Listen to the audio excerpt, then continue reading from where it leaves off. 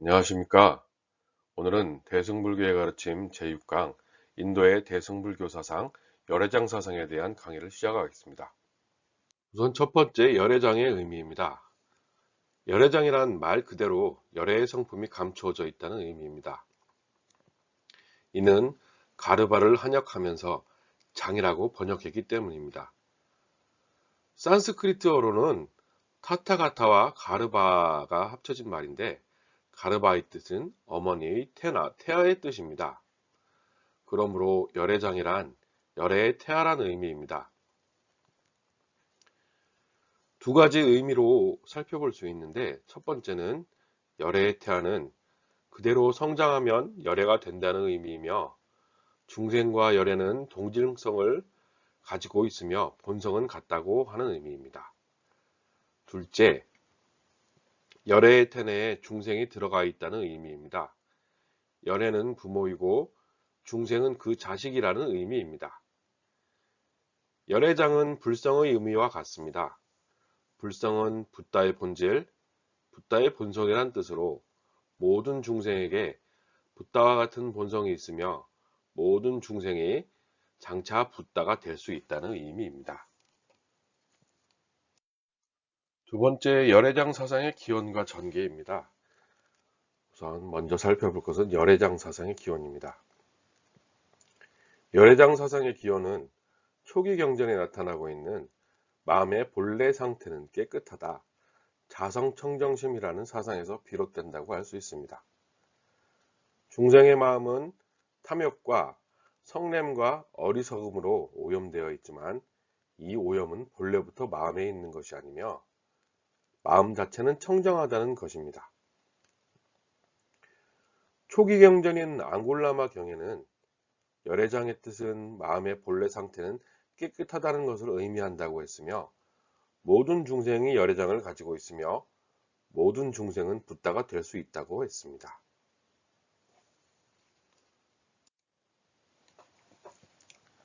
증일 아함경에는 열애장이란 단어가 55회나 등장하고 있고 반야경에서는 반야바라미를 붓다의 어머니로 표현하고 있으며 유마경에서는 붓다의 씨앗에 대한 내용이 있습니다.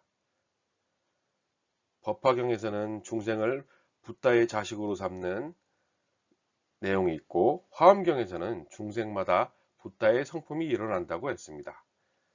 이러한 대승경전의 사상들을 보살의 실천과 결부시킨 경전이 등장했는데 열애장이란 명칭을 사용한 열애장경이 성립합니다. 그리고 열반경에서는 열애장이 붓다와 본질적으로 일치한다고 하여 불성이라고 부릅니다. 대반열반경에서는 초기 불교 경전에 나타난 붓다의 인멸을 바탕으로 진리의 붓다가 항상 존재하고 불변하다고 하며 누구나 붓다의 성품을 가졌다고 말합니다.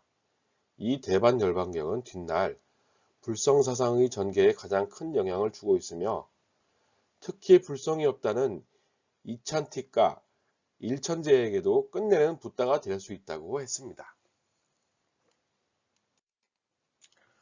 다음으로 열애장 사상의 전개입니다. 열애장과 불성 사상이 인도에서는 대승불교의 중대한 한 갈래였었지만 학파를 형성하지 못하고 유식 사상이 일어나면서 붕괴되고 말았습니다.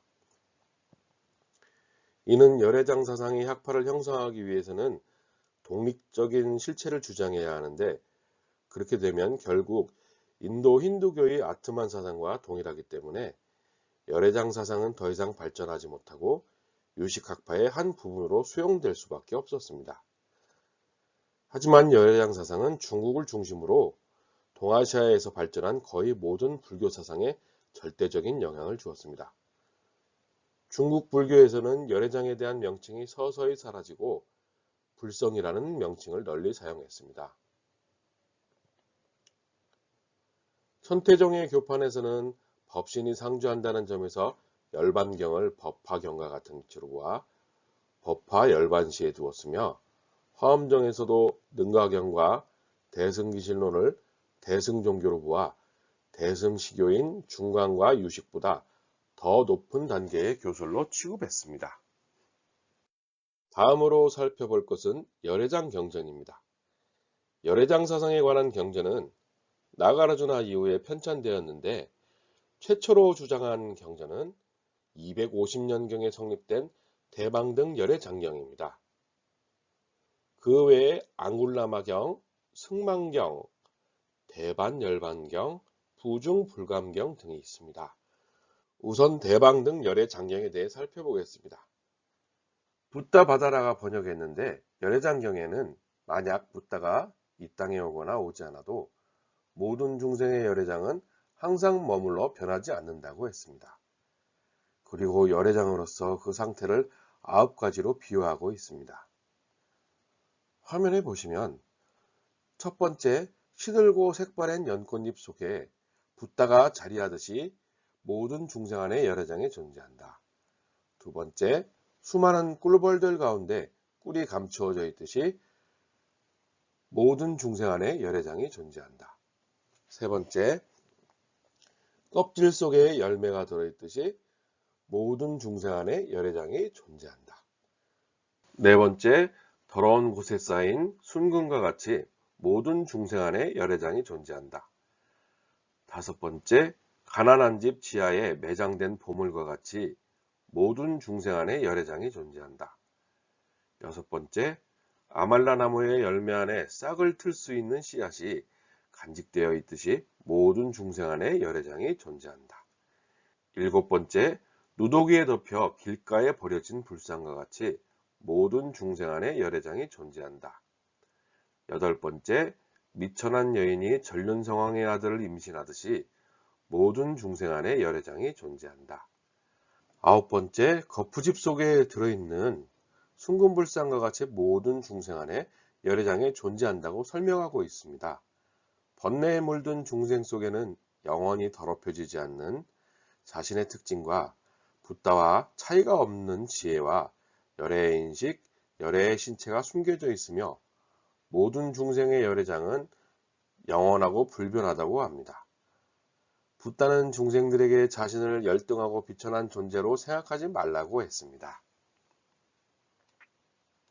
다음으로 살펴볼 것은 승만경입니다. 본래 이름은 승만사자후 일승 대방편 방광경입니다. 이 경은 열애장이 무엇인지 그리고 열애장과 불성의 관계는 무엇인지 더 정교하게 설명한다는 점에서 열애장경보다 후대에 이루어진 것으로 여겨지고 있습니다. 구나발타라가 436년에 번역했습니다. 이 경전의 주인공은 쉬리말라 대위 승만입니다. 그녀는 중인도 꼬살라국의 뿌라세나지뜨와 말리카 부인 사이의 공주로 태어나 아요디아국 왕비가 되었습니다. 불교를 신앙하기를 바라는 부모의 편지를 받은 그녀는 붓다를 향해 붓다의 무량한 공덕을 찬미하고 10가지 서원을 세우고 붓다가 가르친 바른 진리를 얻는 뜻을 찬탄에 읊고 마음으로 붓다를 생각했습니다. 이때 붓다가 나타나 그 하나하나의 찬사를 보내며 승인하고 장래에 이 여인은 붓다가 되리라는 수기를 한다는 내용입니다. 항상 있으며 불변하는 법신이 번뇌에 덮여 있는 상태를 열애장이라고 부르는데 열애장 그 자체는 원래 자성이 청정하며 조작되거나 조작되지 않는 유의, 무의 모든 법과 윤회와 해탈이 모든 원동력이라고 했습니다. 그리고 부중불감경입니다. 중생의 깨달음에 증감이 있음에도 불구하고 중생계와 법계는 증감이 없으며 중생계와 법계는 동일한 세계라 말합니다. 중생은 이를 알지 못하기 때문에 삿된 견해에 사로잡혀서 생사윤회의 바다에 빠지게 됩니다. 열애의 경계가 곧 중생계고 열애장이며 열애의 법신이라는 것입니다. 중생을 셋으로 나누어 부르는데 열애장이 무량한 번뇌에 얽매여 있을 때는 중생이라고 부르고 세간을 멀리 떠나서 깨달음의 행을 닦을 때는 보살이라고 부르고 모든 번뇌의 더러움을 여의고 청정하게 되었을 땐 열애라고 부릅니다. 번뇌와의 관계에서 열애장은 번뇌와 오랫동안 함께했지만 본질적으로 그것과 섞인 건 아니라고 말하고 있습니다. 다음으로 대반열반경이 있습니다. 단무참이 421년에 번역했으며 초기 경전에도 같은 이름의 대반열반경이 있어 구분하기 위해 대승열반경이라고도 합니다. 이 경전은 붓다의 인멸을 그 무대로 하고 초기 불교의 열반경 형식을 갖추고 있는데 붓다의 인멸은 방편이며 실제로 붓다는 항상 변함없이 머문다고 합니다. 그리고 불성이 모든 중생에게 있다는 것은 예전에는 설한 바가 없는 비밀스런 뜻이라 설합니다. 이 경에서는 열애장이란 말 대신에 불성이라는 말을 사용합니다. 불성이라는 표현은 열애장 사상에서 좀 더 발전한 형태라 볼 수 있으며 대반열반경에서 비로소 나타납니다. 모든 중생은 모두 붓다의 성품을 가졌다는 구절은 널리 알려져 있습니다.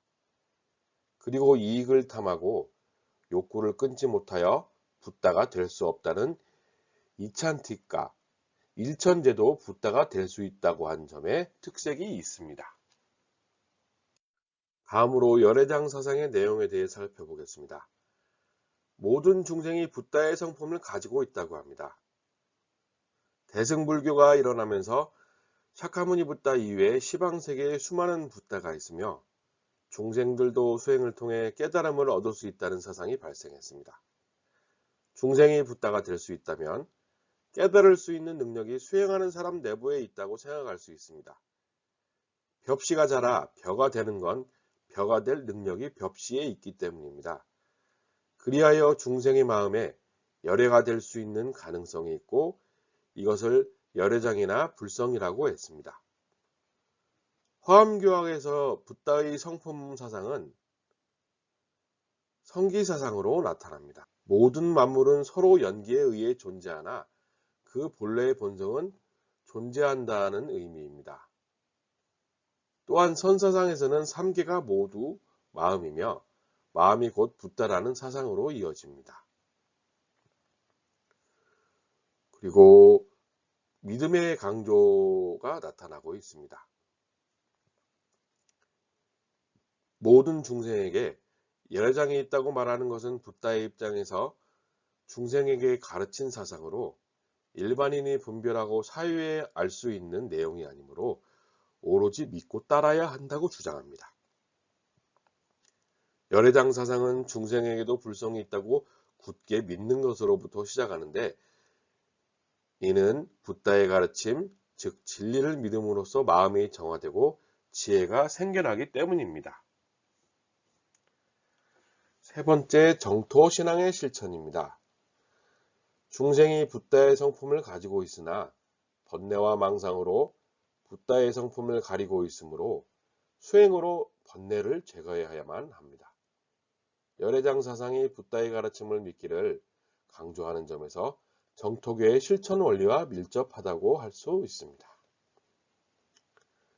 다음으로 열애장 사상의 한계로는 윤회를 믿고 따르는 인도 민중들은 윤회하는 주체로서 실체가 없다는 붓다의 가르침을 이해하기 어려웠습니다. 그리하여 윤회와 해탈의 주체 문제에 대한 하나의 대안을 만들어낸 것이 열애장이라 하여 열애장은 붓다의 가르침이 아니다라는 학자도 있습니다. 대승불교에서 열애장은 불교 내부의 비판을 받으면서도 인도에서는 열애장 경전과 사상이 널리 유행했으나 끝내 독자적인 학파를 형성하지 못하고 인도 불교사에서 사라지게 되었습니다. 열애장 사상은 다음과 같은 의미를 부여합니다. 첫 번째, 인간은 붓다의 성품을 가진 존재로 수행에 의해 붓다가 될 수 있다는 인간의 무한한 가능성을 일깨워주는 사상입니다. 모든 중생이 불성을 가졌다는 내용은 여타 다른 종교에서는 볼 수 없는 신앙 형태입니다. 두 번째, 인간은 소중하고 고귀한 존재라는 것을 알려줍니다. 세 번째, 모든 중생은 본질적으로 평등함을 일깨워 줍니다. 네 번째, 인간은 교정과 지도에 의해 새롭게 탄생할 수 있다는 것을 알려줍니다. 지금까지 오늘의 제6강 인도의 대승불교 사상 중 열애장 사상에 대해 살펴보았습니다. 강의 시청해 주셔서 감사합니다.